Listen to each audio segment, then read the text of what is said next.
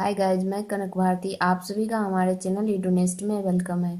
Guys, आज के class में आज के वीडियो में हम लोग पढ़ेंगे कंटेम्पररी इंडिया एंड एजुकेशन, जो कि बीएड फर्स्ट ईयर का एक पेपर है। उसमें एक टॉपिक है शिक्षा में उदारीकरण, जिसको इंग्लिश में लिबरलाइजेशन इन एजुकेशन बोला जाता है। इस पे आप शॉर्ट नोट्स भी लिख सकते हैं या लॉन्ग क्वेश्चन भी आता है। तो जितना इस टॉपिक में कंटेंट है उसे आप दोनों ही लिख सकते हैं, शॉर्ट नोट्स या लॉन्ग क्वेश्चन के रूप में। तो देखते हैं इसका इंट्रोडक्शन। उदारीकरण से तात्पर्य भारत में कुछ निश्चित सुधारों का नीतियों में शिथिलता प्रदान करने से है। मूलतः उदारीकरण का प्रत्यय इकोनॉमिकल लिबरलाइजेशन के संदर्भ में रेफरेंस में प्रयुक्त होता है। चूंकि इंडिया इकोनॉमिकली लिबरल होते हुए भी यहाँ की एजुकेशन सिस्टम लिबरल नहीं है। 1985 में फर्स्टली गवर्नमेंट ने उदार आर्थिक पॉलिसीज के रेफरेंस में थिंकिंग स्टार्ट किया, उसके बारे में सोचना शुरू किया। लिबरलाइजेशन को मूर्त रूप जून 1991 में दिया जा सका, जब तत्कालीन सेंट्रल गवर्नमेंट के द्वारा प्रोडक्शन प्रोसेस के रेफरेंस में रूल्स में थोड़ा फ्लेक्सिबिलिटी दिया गया तथा उसे प्रोहिबिशंस और लिमिटेशन से फ्री कर दिया गया। जो भी उसके अंदर रूल रेगुलेशन था उसमें कुछ फ्लेक्सिबिलिटी लाई गई। भारत में हायर एजुकेशन सिस्टम संबद्धता के बर्डन बोझ से व ऑटोनॉमी स्वायत्तता के अभाव से सफ़र कर रहा है। इसमें फ्लेक्सिबिलिटी का लैक है, उसमें अभाव है। आर्थिक नीति की किसी कंट्री के आर्थिक डेवलपमेंट की दिशा फिक्स करने में इम्पोर्टेंट रोल होती है। इकोनॉमिक पॉलिसी एक अत्यधिक ब्रॉड वर्ड है जिसमें किसी भी गवर्नमेंट की मॉनेटरी, फिस्कल, जिसको हम लोग राजकोषीय कहते हैं, फॉरेन ट्रेड, एम्प्लॉयमेंट, प्रोडक्शन एवं इकोनॉमी के डिफरेंट एरियाज से रिलेटेड पॉलिसीज का इंक्लूजन होता है। आर्थिक डेवलपमेंट एक ऐसी प्रोसेस है जिसमें नेशनल एवं एवरेज सिटीजन के इनकम में रियल इंक्रीमेंट होती है। लिबरलाइजेशन में सुधार के विभिन्न स्टेप्स निम्नलिखित हैं। यहाँ तक छूट गया, आप लोग लिख लीजिएगा। तो औद्योगिक नीति में सुधार। 1985 में भारत के तत्कालीन prime minister late Rajiv Gandhi ने फॉरेन इन्वेस्टमेंट को इनवाइट करना स्टार्ट किया। उस वक्त फाइनेंस मिनिस्टर हमारे जो एक्स पीएम थे, श्री मनमोहन सिंह थे। उन्होंने ग्रॉस डोमेस्टिक प्रोडक्ट को, जिसको जीडीपी बोलते हैं हम लोग शॉर्ट में, बढ़ते डिफिसिट, जो घाटा हो रहा था, को स्टेबल करने के लिए उस पर वर्क किए। उस वक्त इंडिया में लार्ज इंडस्ट्रीज को प्रोटेक्शन दिया जाने लगा और फ्री ट्रेड की मात्रा को लिमिटेड रखा गया, और इस कारण कृषि, लघु और कुटीर उद्योग हतोत्साहित हुआ और इंडियन करेंसी का डिवेल्यूएशन होने लगा। उसका वैल्यू जो क्या हो गया, कम होने लगा। फिर है बढ़ते हुए जनसंख्या।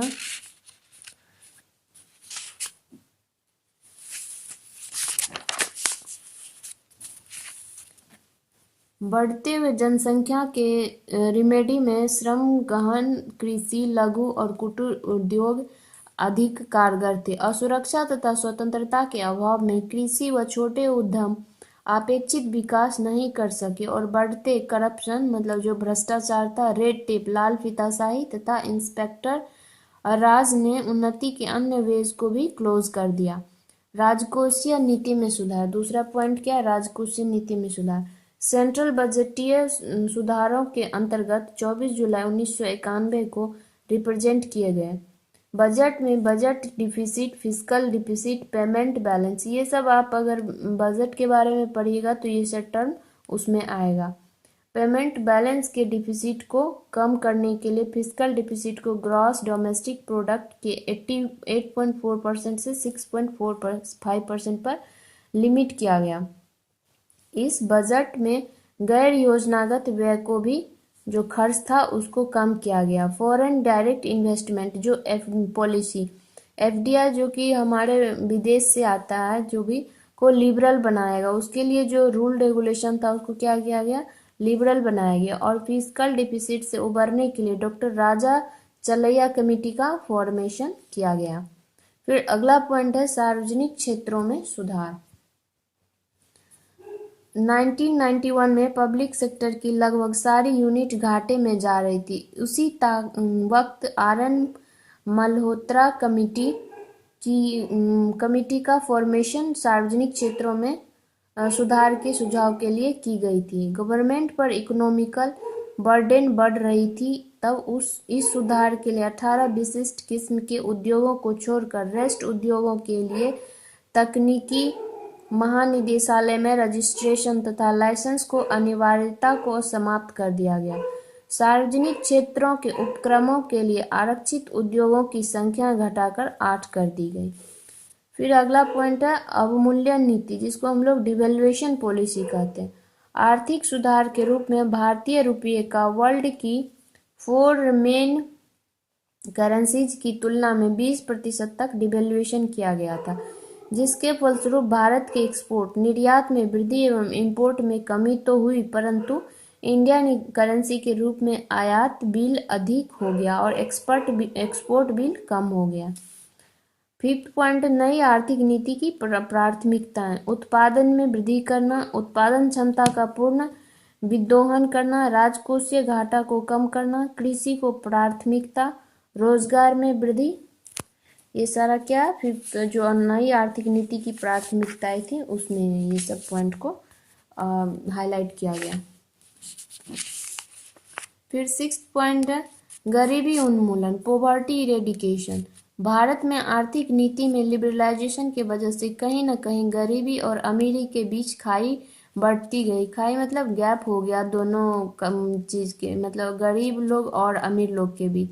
गरीब लोग अपने मूलभूत सुविधाओं से वंचित होने लगे, उनकी स्थिति बदतर होने लगी। तब सरकार ने भी इस पर ध्यान देना शुरू किया और इस खाई को पाटने की कोशिश की गई और बेरोजगार लोगों के लिए राष्ट्रीय नवीनीकरण कोष की स्थापना की गई। 7th पॉइंट है विदेशी निवेश को बढ़ावा देना। भारत की उदार आर्थिक नीतियों का लाभ दुनिया भर के देशों ने खुले हाथ से उठाया। Germany, France, Britain, America, Japan के अधिकांश निवेश संबंधी प्रोजेक्ट या तो एक्सेप्ट किए जा चुके थे या किए जाने वाले थे। विदेशी पूंजी के प्रति उदारता का मार्ग प्रशस्त हुआ, मतलब आसान हो गया। शिक्षा में उदारीकरण के सकारात्मक प्रभाव। उदारीकरण द्वारा कंट्री के वित्तीय व्यवस्था में सुधार होगा। इसमें अनुसंधान, उदारीकरण, निजीकरण व वैश्वीकरण के युग में स्कूल्स का बदलता स्वरूप छात्रों के फ्यूचर के लिए यह पॉजिटिव रिजल्ट देगा। इससे टीचर्स की पूर्ति, सेवाओं व शैक्षिक इंस्टीट्यूशन की आपसी कंपटीशन यह फिक्स करेगी कि वे एजुकेशन पर अधिक अधिकार नहीं लेंगे। शिक्षा के साधनों की पूर्ति में वृद्धि स्वतः ही शिक्षा के एक्सपेंडिचर में कमी लाएगी। भारतीय अर्थव्यवस्था, जिसे मुख्यतः सेवा आधारित उद्योग में स्ट्रॉन्ग किया गया, में एजुकेशन के उदारीकरण द्वारा तेजी से आर्थिक स्रोत प्राप्त होंगे। थाउजेंड्स इंडियन स्टूडेंट्स जो फॉरेन में लगभग प्रतिवर्ष 5 से 10 लाख रुपए खर्च कर स्टडी करते हैं, वह हजारों की संख्या में जो छात्र विदेशों में बस जाते हैं। उदारीकरण द्वारा भारत की इस मानव पूंजी की बचत होगी। कॉरपोरेट सेक्टर को मान्यता मिल जाने से अच्छे लोगों पर आधारित व विशेष कौशलों से युक्त स्नातकों का डेवलपमेंट सुनिश्चित होगा। लिबरेट पॉपुलेशन में वृद्धि से टेक्निकल व कम्युनिकेशन फैसिलिटीज में वृद्धि होगी। इससे समाज की इंडस्ट्रियलाइजेशन बेस्ड दिशा का सूचना आधारित समाज की तरफ ट्रांसफर होगा। शिक्षा में उदारीकरण के नकारात्मक प्रभाव, कुछ पॉजिटिव है तो कुछ नेगेटिव भी है इसके पीछे। शिक्षा के क्षेत्र में वैल्यू बेस्ड एजुकेशन का प्रभाव क्या है, नील हो जाने की पॉसिबिलिटी है। एजुकेशन के क्वालिटी में गिरावट होगा, क्योंकि हर व्यक्ति पैसे व पहुंच के बल पर शिक्षा प्राप्त करने के अवसर प्राप्त कर लेगा। लिबरलाइजेशन द्वारा कुछ ऐसे झूठे संस्थानों का भी खतरा बना रहता है जो केवल मौका पाते ही अपनी जेब भरने को रेडी रहते हैं। भारत में अत्यधिक करप्शन मतलब फैला हुआ है, अतः यह भी पॉसिबल है कि इस तरह की नीति द्वारा रिश्वतखोरी, झूठी डिग्री, पक्षपात रहित अंकन को भी बढ़ावा मिल सकता है। ये सब उदारीकरण के कुछ ऐसे अनदेखे प्रभाव हैं जो घटनाओं के घटित होने पर प्रकाश में आते हैं। प्रतिभावान स्टूडेंट्स की प्रतिभा का सदुपयोग संभव नहीं हो सकेगा, क्योंकि उनकी प्रतिस्पर्धा में ऐसे स्टूडेंट्स अवसर पा जाएंगे जिन्होंने पैसे व पहुंच के बल पर ऊंची डिग्रियां प्राप्त कर ली हैं। तो लिबरलाइजेशन में इतना ही पॉइंट्स है। इसको आप शॉर्ट नोट्स या लॉन्ग क्वेश्चन में लिख सकते हैं। इसका कंक्लूजन है। आप कंक्लूजन लंबा भी कर सकते हैं या फिर शॉर्ट में भी लिख सकते हैं। गाइस, आप लोग को अगर वीडियो पसंद आए, कुछ इससे हेल्प मिल रहा हो तो चैनल को सब्सक्राइब जरूर कीजिए, लाइक भी कीजिए और शेयर भी कीजिए।